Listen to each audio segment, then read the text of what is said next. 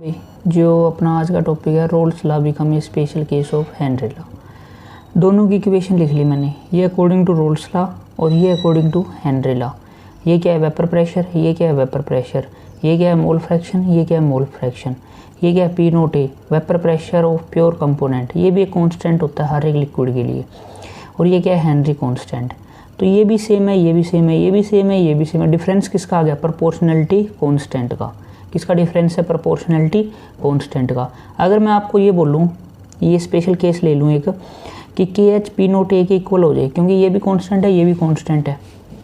अगर के H P note ए के इक्वल हो जाए तो यहाँ के एच की जगह पी नोट ए पुट करके देखो, ये क्या है vapour pressure of a component equal to the product of mole fraction and vapour pressure in pure state. ये कौन सा लॉ हो गया, Henry law, sorry Raoult's law. कौन सा लॉ हो गया, ये रोल्स लॉ। कब हुआ, जब के एच किसके इक्वल हो जाए, पी नोट ए के।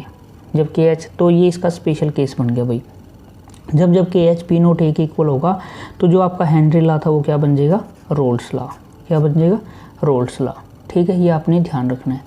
नेक्स्ट जो टॉपिक अपना इसमें यह है ideal and non ideal solution. ये काफ़ी इंपॉर्टेंट टॉपिक है।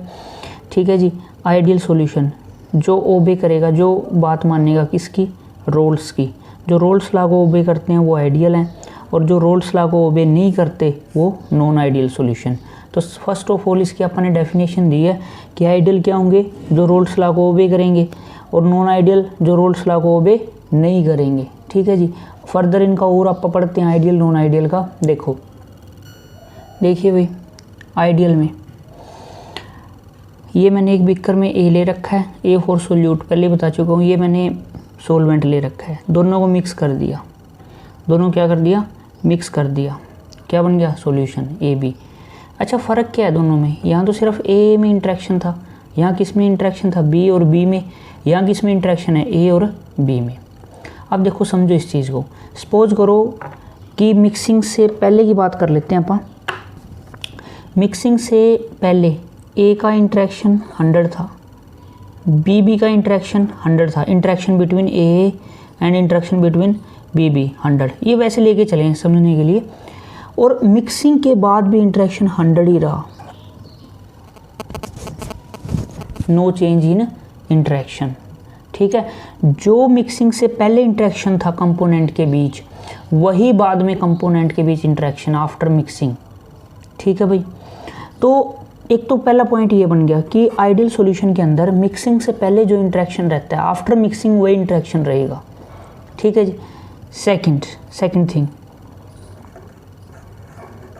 ठीक है, सेकंड थिंग क्या, इंट्रैक्शन भाई पहले जितना ही है। ठीक है, तो डेल्टा एच एंथैल्पी पे क्या फ़र्क पड़ेगा। देखो, एक छोटा सा कंसेप्ट है इसका। अगर इंट्रैक्शन बढ़ता है तो एनर्जी रिलीज होएगी, ये बात याद रखो आप। अगर इंट्रैक्शन कम होता है तो एनर्जी एब्जॉर्ब होएगी। तो यहाँ तो कोई फ़र्क नहीं हुआ, पहले भी 100 था, अभी भी 100 है, तो चेंज कितना आया, 0। ठीक है भाई। Third point, change in volume. अच्छा जी, ठीक है, मैं सपोज करता हूँ कि इंट्रैक्शन था जो ए और ए में, ये देखो ये 2 मार्कर हैं, ये 100 का इंट्रैक्शन है। ठीक है, आफ्टर मिक्सिंग भी इसी जगह पर है, तो चेंज इन वॉल्यूम कितना आया, चेंज इन वॉल्यूम कितना आया, 0। ठीक है, अब बात कर लेते हैं नॉन आइडियल की। वही केस, सपोज करो कि ए में इंट्रैक्शन पहले कितना था, 100, बी में कितना था, 100। ठीक है भाई, मैं एक केस में 80 ले लेता हूँ, एक केस में 120 ले लेता हूँ।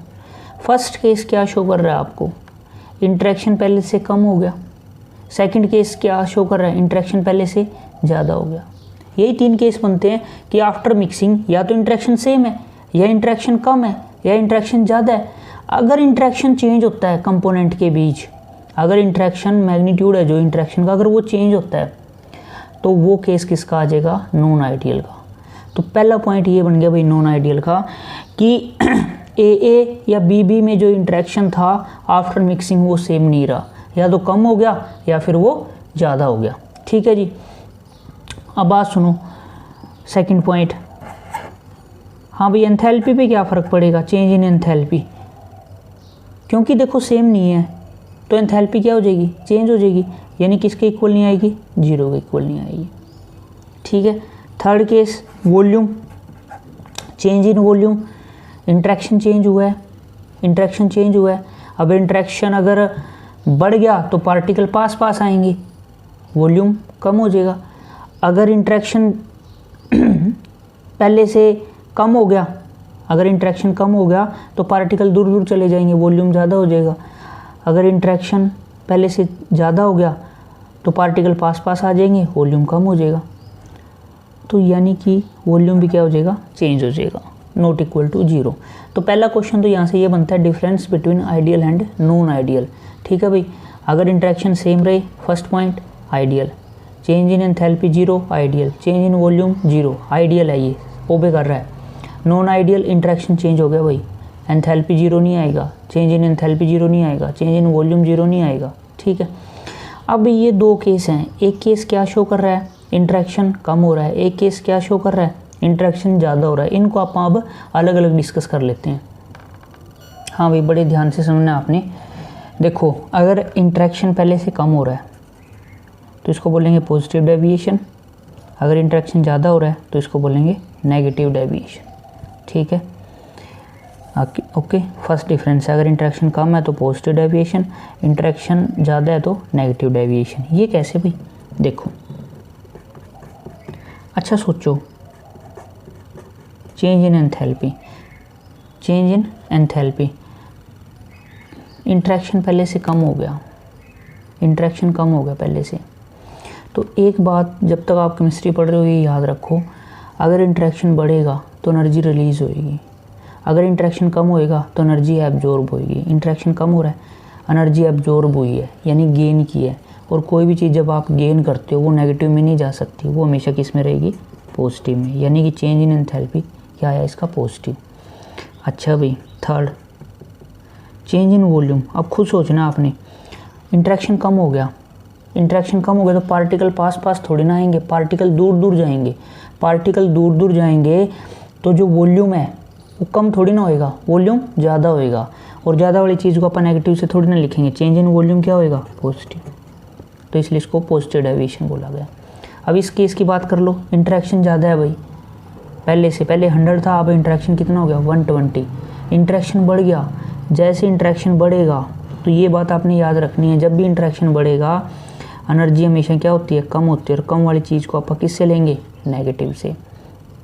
थर्ड पॉइंट, अच्छा इंट्रैक्शन ज़्यादा हो गया पहले से, सोचो इस बात को, अगर इंट्रैक्शन ज़्यादा हो रहा है पार्टिकल पास पास आएंगे, पार्टिकल पास पास आएंगे तो वो जो वॉल्यूम है वो पहले से क्या हो रहा है, कम हो रहा है। और कम वाली चीज़ को आप किससे दिखाएंगे, नेगेटिव से।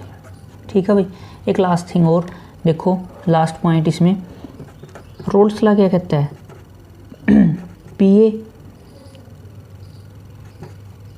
पी नोट ए और एक्स ए, क्या अभी भी ये इक्वल रखेंगे अपन इसको, नहीं। देखो ये कब इक्वल रखने हैं आपने, आइडियल के केस में, क्योंकि रोल्स जो आइडियल ही रोल्स लॉ को फॉलो करते हैं। और ये पॉजिटिव और नेगेटिव डेविएशन तो पीछे वाले में देखो, मैंने अभी समझाया आपको, ये तो नॉन आइडियल केस है, तो ये रोल्स लॉ को ओबे नहीं करेंगे। तो इस केस में ये क्या होगा, इक्वल आएगा, ग्रेटर आएगा या लेस आएगा।